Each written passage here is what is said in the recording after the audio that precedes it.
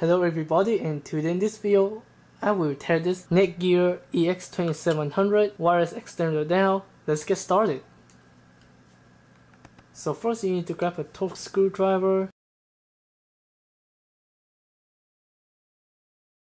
and then let's see if under this we have any label. And turns out there's none, but there's also another small screw down here. It looks like a T4, so I'm going to go ahead and grab that. And we just crack this open. So we have two parts. This part is the power supply, and this part is router's Wi-Fi extender section. So let's see the power supply. So first off, it looks really well made. We have a fuse, an MOV, X1 class capacitor. Yes, it is.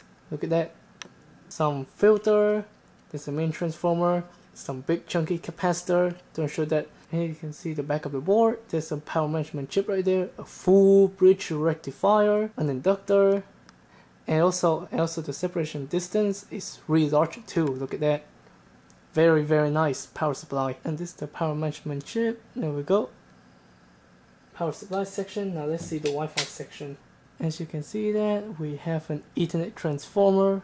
And we also have, it looks like an MXIC 25 series flash, 2 buttons for power and WPS. There's a pins for the power supply. There's also another chip which I have to pull this apart. There we go. And I have to pull out the board, and let's see the back side. So the back side has some shielding, which I'm going to pry it apart. There we go. As you can see that we have our main chip and the RAM. The RAM is an ESMT, and the main chip is a MediaTek MT7620A. Also some crystal there. And also we have some Wi-Fi amplifier, some supporting component, resistor, capacitors. Don't know what those are. There you go, a bunch of resistor and capacitor for the main MediaTek chip. And that's it. Thanks for watching.